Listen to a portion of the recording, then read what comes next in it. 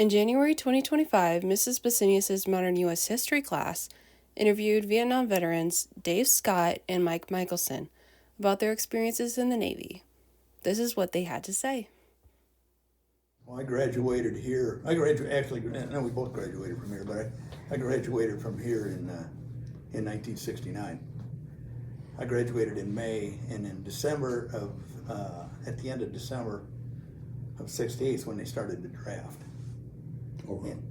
And not knowing a whole lot about the draft, and me weighing 135 pounds at the time, which I know you can't quite figure out how that happened, but I weighed 135 pounds at the time. I was too puny to be in the Army, way too puny to be in the Marines. And I absolutely did not want to go to Vietnam. I was hell-bent not to go to Vietnam. Joined the Navy, had a couple neighbor kids join the Navy, and you always hear about the aircraft carriers and the big battleships and the big ships that are off the coast and everything. And I said, well, I can still help the war effort, and I can be off the coast, and it won't have to be in countries, so to speak. So I joined the Navy and went to school. Well, I went to welding school, welding and sheet metal and pipe fitting and stuff like that. And that was in San Diego. And I got done with my welding school probably in February or March of 1970. So I went in August 19th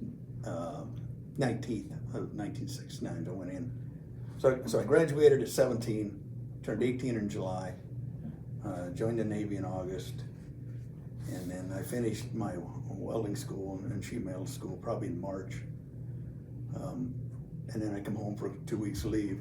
Well, when I got done with my welding school, I get my orders. And on top of my orders in great big letters, it says, in country, Vietnam. Oh no, I'm not gonna be out on the coast. I'm gonna be in the rivers. I'm gonna be in the Mekong Delta. So my plans of not going to Vietnam, went right out the window. So I spent a year in the Mekong Delta in Vietnam.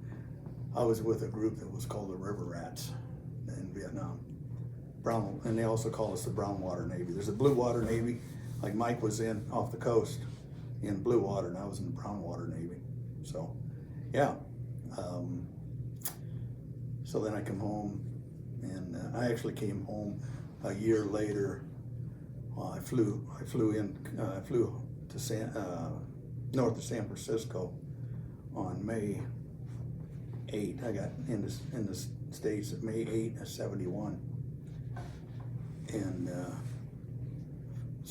5 of us came back together, and we flew into Travis Air Force Base north of San Francisco, and took a bus down to the San Francisco airport to fly home after being over there a year.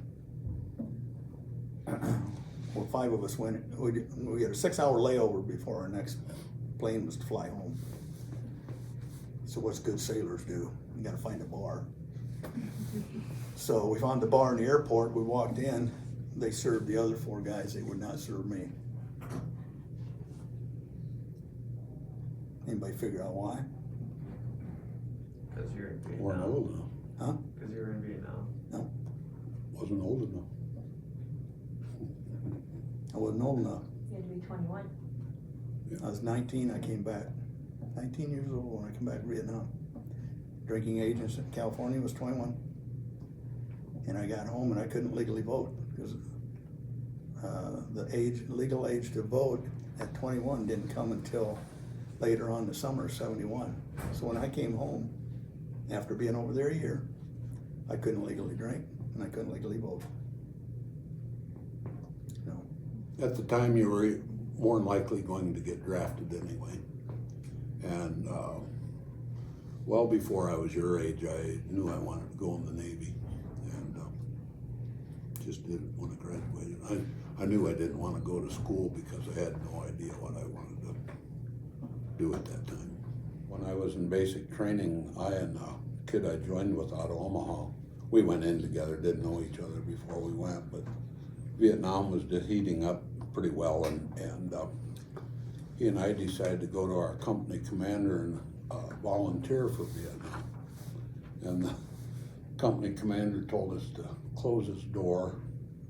Then he politely told us he was going to pretend like we never came to see him, and if we would get out of his office and never come back. So he didn't want us to go to Vietnam either. Long story short, after a couple other duty stations, I had done sea duty. They said I would probably never have to do it again in the rate that I was in, and you had to be top of your class to get sea duty.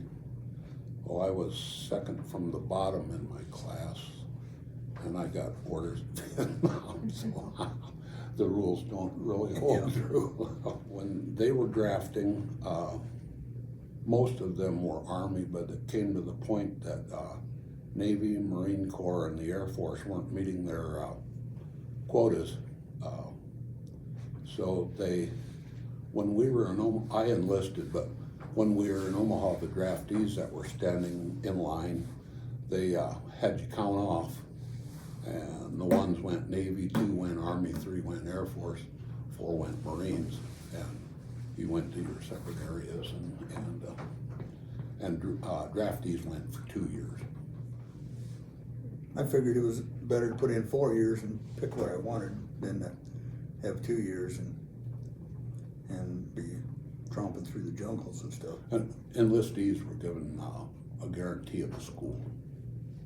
Yeah. In the Navy, anyway. Yeah. Mike's job was one of those jobs, he can tell you more about it. My personal point of view on Mike's job is, you hear these stories of people say, well, I can tell you what I did, but I'm gonna have to kill you. That's the job I had. Yeah, it was pretty much Mike's job. All of our work was top secret, classified. How old were you when you first arrived in Vietnam? And as you grew more experienced, did your thoughts or opinions on the war change at all? I was 20. Yeah, because I was 20. I got there in March. I had just turned 20, and I turned 21 when I left. And my thoughts on the war, I figured the government knew what they were doing. I know it's changed a whole lot today from what it was then. It was a winless war because of the politicians. We never lost a battle and lost the war. It was they wouldn't let us fight. I knew part of what I did. I heard chopper pilots having the enemy below them, and they would call in. You had to ask to shoot at the enemy, and they would be denied, and the enemy would get away. As it was winding down, Ho Chi Minh, he was the leader of the North Vietnam. We were in peace talks in Paris, France, and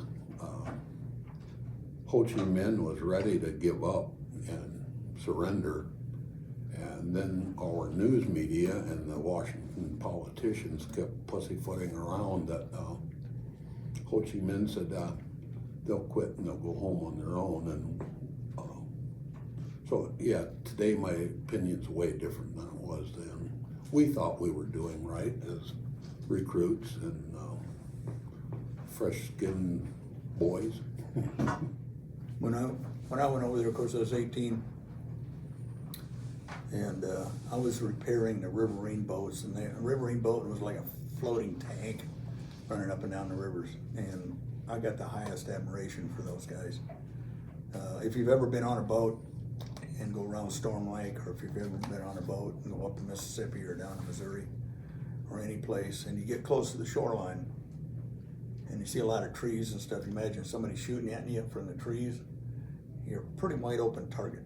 I mean, you don't have a lot of camouflage out in the middle of the water. So those guys that take heavy gunfire, and it's like, where's that coming from? They just try to shoot blindly back into the forest. And of course, there was tracers. They could see where the tracers were coming. But those guys on those riverine boats, I got a lot of respect for those guys. Those guys For being crazy. Yeah, for being. When I got over there in May of 1970, they were doing what they were calling the Vietnamization of the military. They were, especially the Navy down there, the gunboats, they were trying to put South Vietnamese Navy guys on there and take our guys off. Up until then, it was all American sailors that were, and Army guys that were running gunboats up and down the river. Now it was all South Vietnamese Navy, and it would be one American advisor to every 4, 5, or 6 boats. And then when they would bring them up to us to fix, then that person was like an interpreter to kind of they'd tell them what was wrong, and we'd fix it. Well, we would ask them if they would try to help us, kind of help us do that stuff. And the first couple months I was over there, I was pretty gung-ho, and we need to be here doing this and that. But after you ask them enough times, and they would say no bick, which no bick means I don't understand. Hey, could you help me do this? No bick. I need some help doing this here. No bick. So we just go ahead and do it. And then late in the afternoon, if we would want to go to the tiny ship's store to get a pop or a candy bar, they'd be in line as, hey, you buy me toothpaste? You buy me soap? No bick. It was sure amazing. The morning, I just asked you guys to help me, and you didn't understand one word I was saying. So that got to be pretty disheartening. And so by the time I left, I was pretty hard crusted over it. It's like, this is not good. We would just rather do this stuff ourselves. And we were there to do our job and wanted to succeed, but it was, even the leadership over there wanted that, but Washington politicians really wouldn't let it be done. One problem which made it hard too is there were protests here in the country all over, anti-war, and they took it out on us. We were, when I went to Vietnam, I left from Travis Air Force Base too, and as we were ready to load up, there were Vietnam vets coming back, and I remember saying to one of the guys I was with, I said, those guys look different than we do. They had that distant look, and we had a lot to learn when we went, but it was, I hated the protesters at the time. We had to fly in uniform, and we would get spit on in airports. we were hated by not only civilians, but we were hated by other former military, World War II guys and Korean guys. We were hated by them. Because we weren't winning. When I came home, I can't necessarily say I was so overly proud of myself, but I found it hard to tell anybody that I was a Vietnam vet, because you didn't know what kind of reaction you would get from them. They never once did anybody come up to you in an airport and thank you for your service, or it hurt. I don't think I ever, it was probably 30 years from after I got back, I had somebody walk up to me and thank me for my service and shake my hand. And nowadays it's pretty much all over, but I make sure that I do it to the next generation that's coming back from the sand. Because this is I'm envious of veterans coming back now. This is one of the bumper stickers that I brought back. Never again will one generation of veterans abandon another. And you felt that way from the World War II and Korean veterans, that they just were disgusted with you because we didn't win. You didn't win. Yeah. Okay. Yeah. But yet you never lost a battle. Never lost a battle. Yeah. And it wasn't so much like around the Holstein area. No. But you get into bigger cities and stuff, it was that way. Could you imagine today seeing a service member in an airport going up and spitting on them? Can you imagine that? Would that happen in our generation? And people threw eggs? No, it didn't happen to me when I come home, because I come home in 71 and a lot of this stuff was over with then. But can you imagine being in uniform and somebody yelling that you were a baby killer? You'd go into a bar as a young man, and you didn't want it known that you were a veteran, because you were probably going to get a drink thrown on you by somebody, or spit on, or try to get in a fight. You just kept your mouth shut. I have a question for both of you. Mike, from previous interviews, we know you were on destroyers working with radar, radio, and other things. How many different destroyers were you on? What were their names, and how long would you be aboard?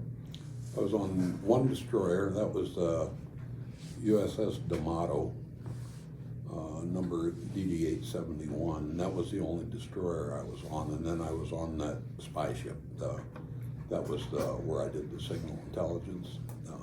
That first ship I was on, worked on the deck force. That was real entry-level Navy. And we chipped paint, scraped paint, swabbed decks, swept passageways. We underway, we did the underway watches, lookouts, helmsman, lee helm, combat information center, battle stations. I was projectileman on one of the deck guns. That's what I did on there. Ungodly hours. If you had 10 minutes free, you laid down someplace and slept. I was 9 months on the destroyer and a year on the other ship. And then for Dave, can you please describe the vessels you were on and what your role aboard was? The first one I was on was USS Sphinx. But in some of the old pictures, when they landed troops on Normandy in World War II, they had these ships that come up on the beach and opened the front doors and brought the tanks out, and jeeps, and maybe dozers, and troops ran out, stuff like that. That's the type of ship I was on. It was an old, what they called an LST, landing ship tank. It had been converted right when it came out of the yards making it in May of 1945.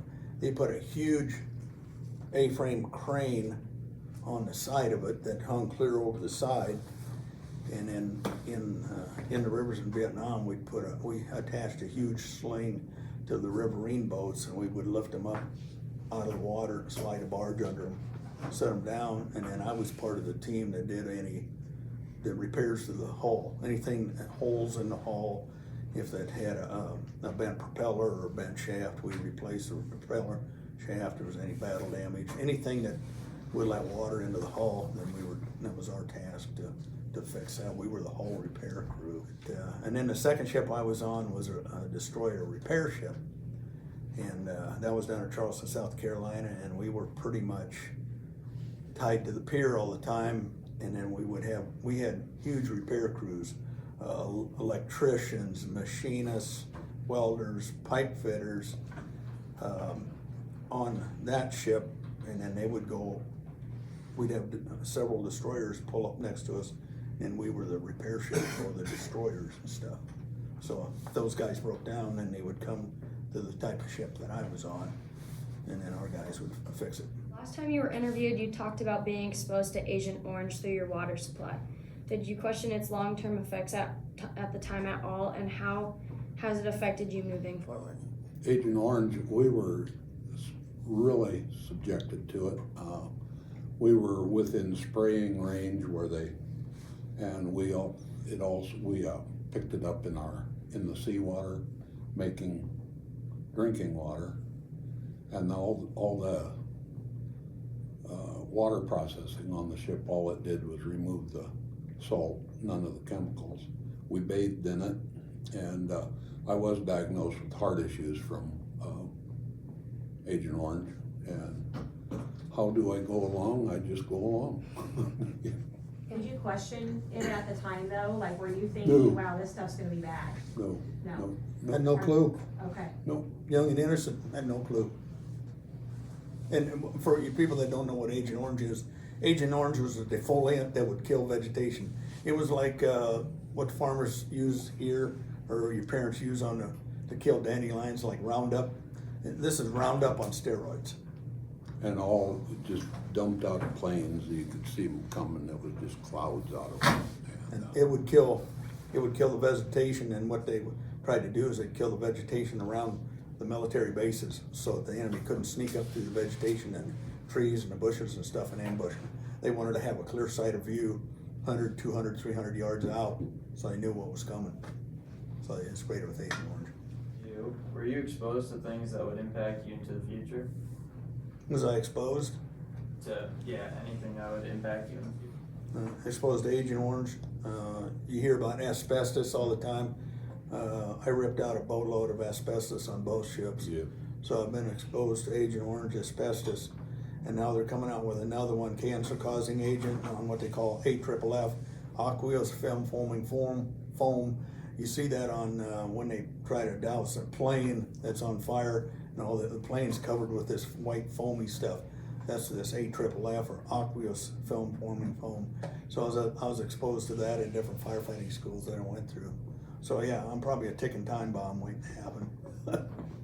So I'm lucky. They think I've got a little bit of asbestos. They think I get rashes all the time from being over there and connected maybe with Agent Orange. I don't know. I'll have a rash, it'll show up, it'll disappear. They'll take care of it, and it'll pop up someplace else. So yeah, going forward. Yeah.